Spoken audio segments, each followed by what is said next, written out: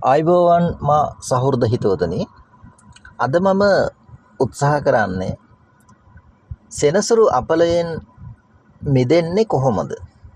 සෙනසුරු ග්‍රහතුමා ඔබට අපල විතරද කරන්නේ? යහපතක් ඇත්තටම කරන්නේ නැද්ද? මේ පිළිබඳව යම් අදහසක් ඇති කිරීම සඳහායි. සෙනසුරු අපල ලැබුවාම පුද්ගලයන් එතෙක් කරගෙන ආපු සියලු කටයුතු වල අවුල් සහගත තත්ත්වයක් ඇති වෙනවා.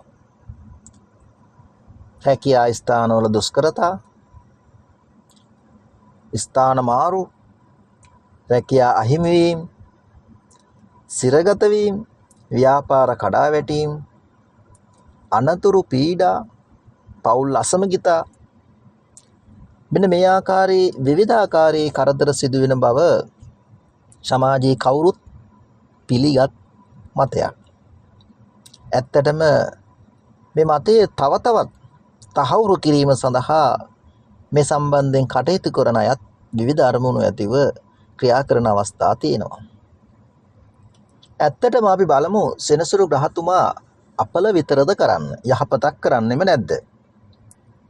යම් පුද්ගලයෙකුගේ හඳහනේ 1, 4, 7, 10 කියන කේන්ද්‍ර ස්ථානයක හෝ ගෝචර ගමනින් මෙම ස්ථානයක පැමිණිලා සෙනසුරු ග්‍රහතුමා ස්වක්ෂේත්‍ර හෝ උච්චව සිටින අවස්ථාවක ඔබ දන්නවාද පංච මහා යෝග අතරින් ඊටාම බලවත් යෝගයක් වන සස යෝගය උදා වෙනවා.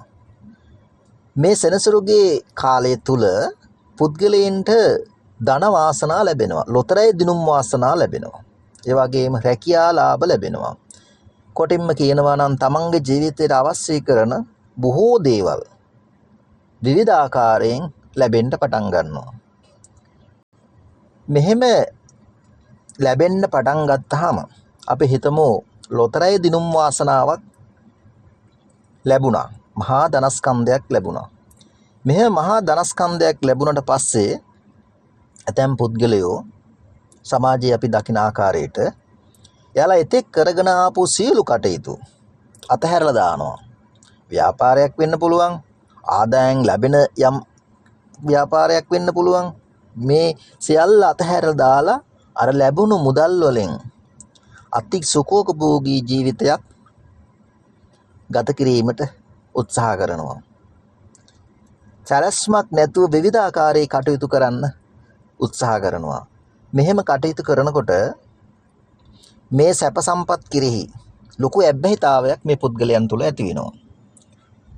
මේ ඇබ්බැහිතාවය එන්නෙන්නම වර්ධනය වෙනවා. නමුත් අර සෙනසුරුගේ කාලය ගෙවි යත්ම මේ මිනිස්සුන්ට ලැබෙන දේවල් ටිකෙන් ටික අඩු වෙනවා, අවහිර වෙනවා. නමුත් අර ඇබ්බැහිතාවය දිනෙන් දින තව තවත් වැඩි වෙනවා. සෙනසුරුගේ දෘෂ්ටිය සම්පූර්ණයෙන් ඉවත් වුණාට පස්සේ අර ලැබෙන මාර්ග සියල්ලක්ම අවහිර වෙනවා. එතකොට මොකද වෙන්නේ? මේ නමුත් අර පුද්ගලයා අර සැප සම්පත් කෙරෙහි තදින් ඇබ්බැහිතාවයක් දක්වනවා. මේ ඇබ්බැහිතාවයේ තව තවත් සන්තුෂ්ත කර ගැනීම සඳහා විවිධාකාරයෙන් අර පුද්ගලයෝ කටයුතු කරනවා. එතකොට ඇතැම් විට නීති විරෝධී කටයුතු වලට පවා පෙළඹෙන්න පුළුවන්. තමන් ළඟ තියෙන දේවල් නැති වෙන්න පුළුවන්. ඒ වගේම තමන්ගේ සමීපතමයන් පවා තමන් තුලින් ඈත් වෙන්න පුළුවන්. තමන් ඉතෙක් තමන් ලැබිලා තමන් රැස් කරගත්ත දේවල් නැති වෙලා යන්න පුළුවන්. වාහනයක් ගත්තනම් වාහනේට තෙල් ටිකක් ගහගන්න පවා නැති වෙන්න පුළුවන්.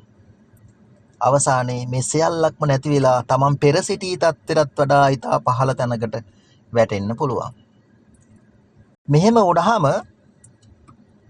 මේ අය කියනවා සෙනසුරු පුළුවන් තරම් දුන්නා. දීලා සෙනසුරු යනකොට මේ සියල්ලක්ම අරන් ගියා කියලා.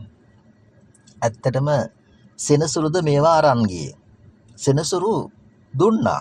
දීපු දේවල් යහපත් ආකාරයෙන් යොදවමින් තමන්ගේ ජීවිතයේ ගොඩනගා ගැනීමට සැලසුමක් ඇතිව කටයුතු කළේ නැහැ. අයහපත් ආකාරයෙන් මේ සියල්ලක්ම පරිහරණය කළා. එහෙමනම් සෙනසුරුගේ අපලය නිසාද සෙනසුරුට දොස් කියන්න පුළුවන්ද? නැහැ. ඒත් අපේම තියෙන වරදක් නිසා සිද්ධ වෙලා තියෙන දෙයක්. හැබැයි සෙනසුරු අපල ලබන කාල තියෙනවා. සෙනසුරු තමන්ගේ කේන්දරේ විශේෂයෙන් අයහපත් ස්ථානයේ ගමන් කරනකොට, දුර්වලව ගමන් කරනකොට ඒ රාෂ්ටක තත්ත්ව තියෙනවා. ඒ රාෂ්ටක තත්ත්ව උදා වුණාම සෙනසුරුගේ අපල ඇති වෙනවා. මේ අපල වලින් මිදීම සඳහා ප්‍රතිකර්ම තියෙනවා. හැබැයි මේ සෙනසුරුගේ අපල උදා වුණාම අර මං මුලින් සඳහන් කරපු දේවල් ඒ ආකාරයෙන්ම ඇති වෙන්න පුළුවන්. ඒ නිසා මෙන්න මේ වලින් මිදීම සඳහා අපිට කරන්න පුළුවන් ප්‍රතිකර්ම තියෙනවා. අපි මුලින්ම කරන්න ඕනේ අපිට ඉතා පහසුවෙන් කරන්න පුළුවන් දේවල්. අපිට පුළුවන් විෂ්ණු දෙවියන්ට බාරහාර වෙන්න පුළුවන්. ඒ වගේම තල තෙල් ගිතෙල් මිශ්‍ර පහන් දල්වමින් නීල වර්ණ මල් පූජා කරමින් බෝධියට බෝධි පූජා පවත්වන්න පුළුවන්. ගිතෙල් මිශ්‍ර කිරි බතක් සකස් කරලා සෙනසුරාදා අලුයම කපුටන්න දෙන්න පුළුවන්. සෙනසුරාදා උදේවරුේ කැකුළු බතක් එළවලු සමග සකස් කරලා පාදාබාධිත යාචකයන්ට දෙන්න පුළුවන්. රෝගීන්ට බෙහෙත් ටිකක් අරන් දෙන්න පුළුවන්. එයාලට අප උපස්ථාන කරන්න පුළුවන්.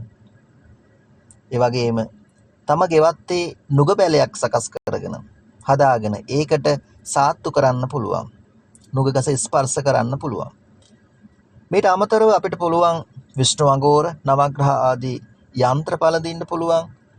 කාකනිල් නිල් මැණික් වගේ දේවල් සකස් කරලා පළඳින්න පුළුවන්.